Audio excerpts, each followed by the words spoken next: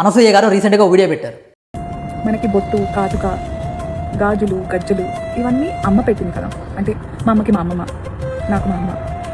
పెళ్లితో లింక్ పెట్టి అమ్మమ్మ చనిపోయినప్పుడు కదా అమ్మ ఇవన్నీ ఒకవేళ వదిలేసుకోవాలి అనుకుంటే చేసేది. How are they linking it to husband? పతివ్రత పరమాణం ఉంటే తెల్లారిందా చల్లారదంట. అనసూయ గారు సమాజానికి నీతులు చెప్పే ముందు మనం ఎప్పుడైనా సరే నుదుటిన బొట్టు, చేతులకు గాజులు, కాళ్ళకి మెట్లు పెట్టుకున్నామా?